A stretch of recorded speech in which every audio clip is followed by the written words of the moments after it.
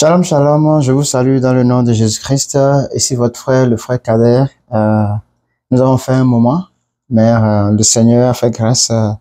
Tout va très bien. Nous sommes revenus encore pour continuer ce qu'on avait commencé, parce qu'il est impossible d'arrêter ce que Dieu a commencé, n'est-ce pas?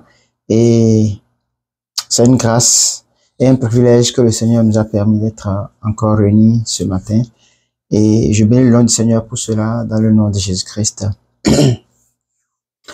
Alors, si c'est ta première fois ici c'est le frère Kader qui vient chaque semaine, quelques fois par semaine, pour parler de l'évangélisation, prier pour les pays du monde, pour que le salut puisse atteindre les évangélistes et toute personne que Dieu a appelée pour parler de sa part, puisse atteindre les objectifs. Parce que les pasteurs ne le peuvent pas par eux-mêmes. Et les premières personnes que Dieu a normalement suscité, ce sont les évangélistes pour faire son œuvre. Parce que l'évangélisation, aujourd'hui, n'est plus de porte à porte forcément. C'est vrai que c'est encore là, mais ce n'est plus comme cela, comme auparavant. Mais plutôt, n'importe quel moyen est une façon d'évangéliser par ton comportement. Et surtout, parler de la part du Seigneur à ses proches, à ses collaborateurs. Alors, je dis ici que évangéliser, c'est, comme je l'avais dit, que c'est pas porte à porte, aujourd'hui, c'est les réseaux sociaux. Quand le Seigneur disait, allez faire de toute génération mes disciples, ce n'est pas à pied qu'on va le faire. Il savait qu'il y a aujourd'hui la technologie, comme nous avons la technologie aujourd'hui, qui va permettre à ce que nous puissions parler, évangéliser. Aujourd'hui, tu peux être n'importe où au monde et tu peux évangéliser un pays arabe, un pays musulman, tu vois, un pays athée. Donc, c'est pas forcément être présent. Et aujourd'hui, nous allons voir quelques portions de l'Écriture qui vont encore nous fortifier, qui vont encore nous donner la capacité de continuer ce que nous avons commencé et d'insister à cela, car tu es appelé à évangéliser, je suis appelé à évangéliser. Évangéliser, ce n'est pas extraordinaire, c'est juste parler de Jésus-Christ. Si tu ne connais pas la parole, tu peux simplement parler de ce que Jésus-Christ a fait pour toi, ou bien ce que tu es devenu quand, ce que tu étais et ce que tu es devenu aujourd'hui, tu en parles, c'est l'évangélisation. Et donc, nous rendons grâce à Dieu qui nous a permis encore de reprendre et d'être sur nos pieds. Et il faut dire également que de temps en temps, nous aurons des témoignages de nos frères, de nos sœurs, et il y a un autre témoignage que nous allons poster d'ici là, les témoignages que nous postons, ce sont des conversions, des vraies conversions, des personnes qui étaient dans une autre religion et qui, par la révélation de Jésus-Christ, par le miracle de Jésus-Christ, ils sont devenus chrétiens, n'est-ce pas? Nous faisons ces entretiens et nous postons ça aussi également sur notre plateforme. Mais aujourd'hui, nous allons parler de l'évangélisation. Pourquoi nous devons évangéliser? Aujourd'hui, nous sommes dans la parole du Seigneur dans le livre de Marc, le dernier verset, le dernier chapitre du livre de Marc. Et nous allons lire à partir du verset 15. Et bon, nous allons nous arrêter là où le Seigneur le veut. Alors, je lis Marc 16, verset 15, je lis au nom de Jésus-Christ. Puis il leur dit, allez par tout le monde et prêchez la bonne nouvelle à toute la création. Il a dit, allez par tout le monde et prêchez la bonne nouvelle à toute la création. Donc, ici, le Seigneur dit, ça c'est le Seigneur Jésus-Christ qui est en train de parler après sa résurrection. Et avant qu'il n'aille vers le Père, il disait aux apôtres, allez, n'est-ce pas, partout le monde. Allez partout le monde. C'est-à-dire, allez partout, il y a une personne dans ce monde ici, si c'était une personne qui respire, c'est-à-dire, même dans le pôle nord, pôle sud, là où il fait froid, là où c'est glacial, là où personne ne vit, s'il y a 1, 2, 3 personnes là, nous devons aller là pour évangéliser, pour parler. C'est pour ça qu'il dit, allez partout le monde et prêchez la bonne nouvelle. Et qu'est-ce que la bonne nouvelle? La bonne nouvelle, c'est ce que Jésus-Christ nous a apporté. C'est l'enseignement que Jésus-Christ nous a apporté, la vie surtout que Jésus-Christ nous a apporté. Comment il s'est comporté avec les siens? Comment est-ce qu'il a marché avec les païens, les pharisiens, les sacrificateurs, les sadducéens, les publicains, tous ceux-là qui cherchait à le tuer, cherchait à vraiment l'anéantir à cause de la chair qui était, à cause de la chair et des ténèbres qui étaient en train de vouloir prendre le dessus dans leur cœur. C'est ce qui faisait que ils cherchaient, ils ne voulaient pas écouter la parole, mais ils écoutaient leur orgueil, leur plaisir, n'est-ce pas? Contrairement à ce que Jésus-Christ a apporté. Jésus-Christ qui était étant fils de Dieu et qui est Dieu, nous allons, j'ai parlé de ça déjà et dans les émissions précédentes, et qui leur dit, allez par tout le monde et prêcher la bonne nouvelle à toute la création, la création de Dieu, n'est-ce pas? Nous devons parler, nous devons prêcher la bonne nouvelle.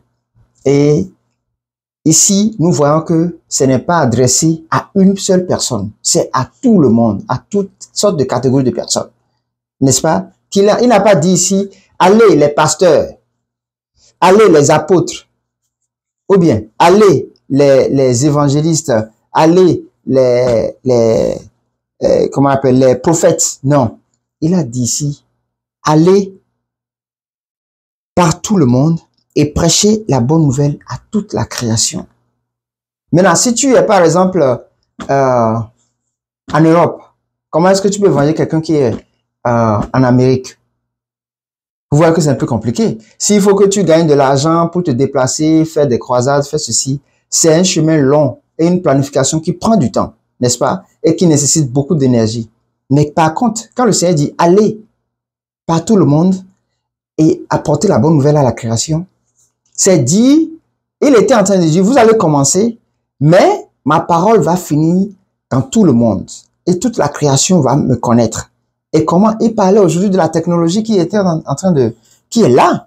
En fait, la technologie n'a pas été créée, c'est des moyens que le Seigneur a déjà mis en place, n'est-ce pas?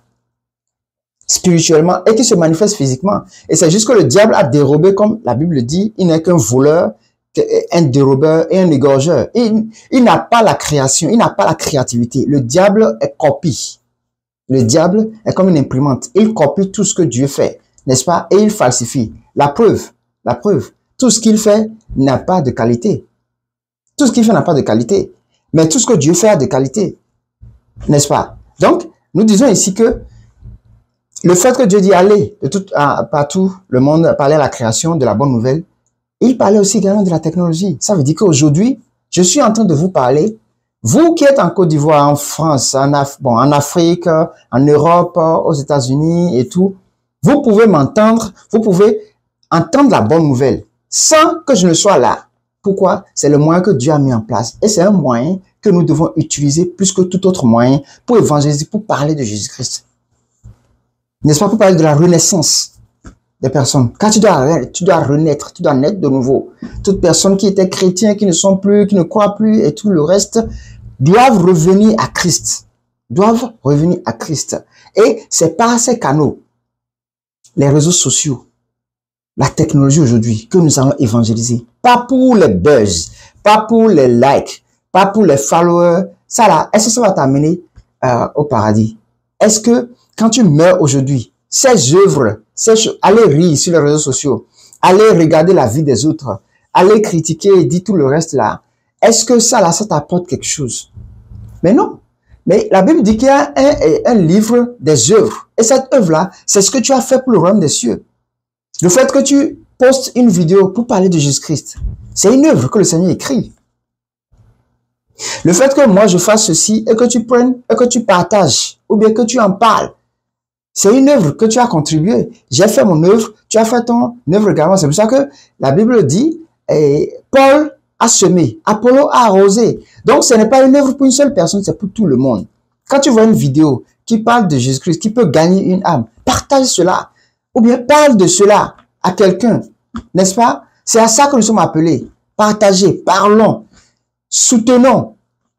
C'est un seul même corps. Nous sommes un seul même corps. Peut-être moi je suis la main, toi tu es le pied, l'autre est la tête, l'autre est le ventre, l'autre est le derrière, l'autre est les yeux. Nous avons, chacun de nous, la part à apporter à l'édifice qui est ce corps-là, qui est le corps de Christ. Nous continuons. Le verset 16 dit, celui qui croira et qui sera baptisé sera sauvé. Donc, qui que ce soit à qui tu as parlé, où nous allons parler de Jésus-Christ, où nous allons évangéliser et qui va croire, n'est-ce pas? Et qui sera baptisé, il sera sauvé. Baptisé parce que Jésus-Christ a donné l'exemple, lui aussi il est arrivé. Baptisé, c'est dire, ce n'est pas juste un geste simple. C'est un symbole de la renaissance, comme je l'avais dit. C'est dire que lorsque tu rentres dans l'eau, pas immersion, lorsque tu rentres dans l'eau entièrement, c'est dire l'ancienne personne reste dans l'eau. L'ancienne personne reste dans l'eau, c'est-à-dire c'est un symbole. Et quand tu ressors de l'eau, tu es une nouvelle créature, une nouvelle personne. Et j'ai parlé de mon témoignage. J'ai parlé de ça. Lorsque je suis entré dans l'eau, lorsqu'on m'a baptisé, bon, tout allait bien, j'ai déjà conversé Jésus-Christ, tout ça là. Mais lorsqu'on m'a baptisé et on m'a mis dans l'eau, quand je suis sorti de l'eau, je suis devenu une nouvelle personne. J'ai dit le jour là, quand je suis rentré, je suis tombé malade. Je suis allé me coucher jusqu'au lendemain. Je suis rentré vers 16 heures. Je me suis réveillé le lendemain. Je me sentais pas bien. Je sentais la fièvre. Je sentais des trucs et tout. Et lorsque je me suis réveillé, j'ai senti une nouvelle personne. C'est honnêtement, tu sens la différence. Tu es léger. Tu as des problèmes, mais tu ne penses plus aux problèmes. Tu as des soucis, mais tu ne penses plus. C'est comme si tu n'as pas de... C'est comme si tu vis sans aucun... C'est comme un bébé. C'est que tu n'as aucun souci, aucun problème. Tu ne penses à rien. Tu es léger, soulagé. C'est comme si tes problèmes sont... Malgré les problèmes sont là, mais c'est comme si tout est réglé. Et tout ce qui t'intéresse, c'est de communier avec Dieu, c'est de chercher Dieu, c'est de lire la Bible, c'est de prier. Rien d'autre ne t'intéressait. Donc, c'est pour ça qu'il faut être baptisé. Comme ça, l'ancienne personne meurt et la nouvelle personne prend vie. Et quand tu prends vie, tu es réellement sauvé maintenant parce que tu commences une nouvelle marche. Tu nais. L'ancienne personne qui a, je ne sais pas, 30 ans, meurt lors du baptême et tu renais comme un nouveau-né en Christ. Et tu commences une nouvelle marche et tu grandis. Donc, c'est de ça qu'il s'agit. Mais celui qui ne croira pas sera condamné. Et il sera condamné pas aujourd'hui, n'est-ce pas? Pas aujourd'hui. Mais il sera condamné lorsque le Seigneur Jésus-Christ va venir, par non seulement ses œuvres, par la parole de Dieu qui va le juger, et c'est elle qui va le condamner. Ce n'est rien d'autre, parce que tout est dans la parole, n'est-ce pas? Et on en parle tout le temps. On en parle tout le temps. Partout, il y a des prédicateurs, partout, il y a des gens qui parlent de Dieu et tout. On entend, mais on ne marche pas. Donc, c'est cette parole-là qui va nous condamner, parce qu'il a déjà dit que tu dois être baptisé. Tu dois recevoir Christ et être baptisé. C'est comme ça que tu seras sauvé. Mais là, quand le Seigneur parle de baptiser, c'est que tu laisses l'ancienne vie, qui est le péché, et tu deviens une nouvelle créature. Tu dois marcher selon la sanctification, la sainteté de Dieu, que Dieu réclame selon sa parole. Tu dois marcher, c'est ainsi que tu seras sauvé. N'est-ce pas? Ok. Et il dit, si tu suis toutes ces étapes, tu fais tout ceci, tu as dit, à partir du verset 15, tu parles de Jésus-Christ. Tu as été déjà sauvé. Tu as déjà été baptisé. Tu as reçu Christ. Tu as eu des témoignages. Tu connais la parole. Tu comprends que Christ est le sauveur de l'humanité. Il dit au verset 17, voici les miracles qui accompagneront ceux qui auront cru. À mon nom, moi Jésus-Christ, ils chasseront les démons. Ils parleront de nouvelles langues. Chasser les démons, c'est dit quoi? C'est dit au nom de Jésus-Christ, sors. Au nom de Jésus-Christ, n'y entre plus dans ce corps. Au nom de Jésus-Christ, je t'anéantis. Au nom de Jésus-Christ, dégage de ceci, dégage de cela. Au nom de Jésus-Christ, tu prends autorité sur un esprit qui est en train de prendre, qui est captif dans la vie de quelqu'un et même dans ta vie ou des personnes qui t'appartiennent. Tu prends autorité sur cela. Parler de nouvelles langues. Nous savons que aujourd'hui, ça c'est un grand thème. Parler de nouvelles langues, c'est un grand thème qui vraiment nécessite beaucoup de séances pour comprendre. Parce qu'aujourd'hui, nous avons plusieurs langues. Tu vas parler en langue. Toi qui es à côté de moi, tu vas voir que je raconte n'importe quoi. Mais il y a quelqu'un qui est quelque part dans un autre pays, dans un autre continent, et dans une certaine région, qui va comprendre ce que je suis en train de dire. Quand je parle en langue, n'est-ce pas? Et cela est arrivé aux apôtres lorsque les gens étaient venus et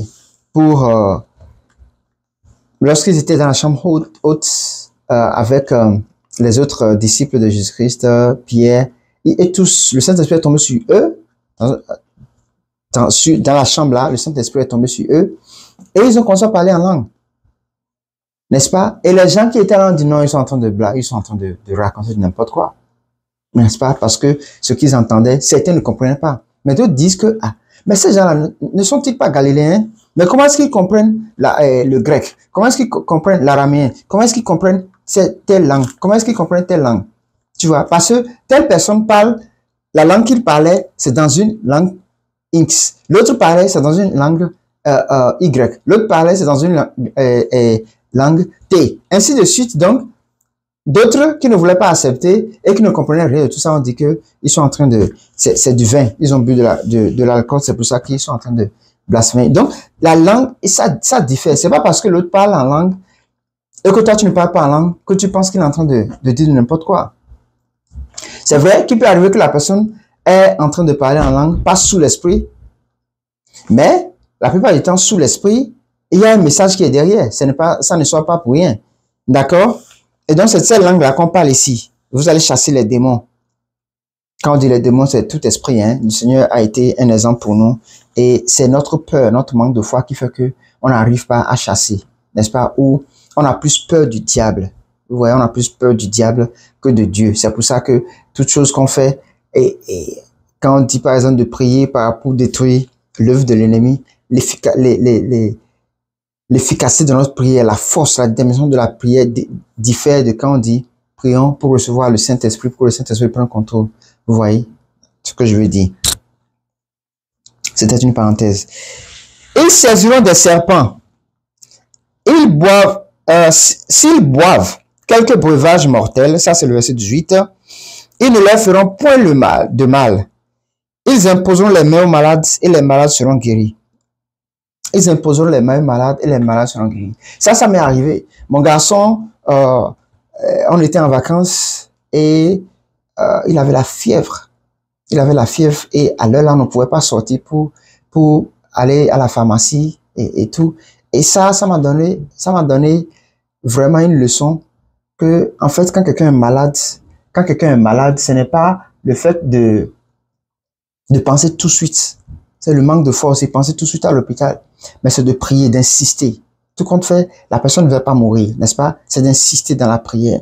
Donc, lorsqu'il était malade, il avait la fièvre, une fièvre soudaine, brusque. Il était tellement chaud.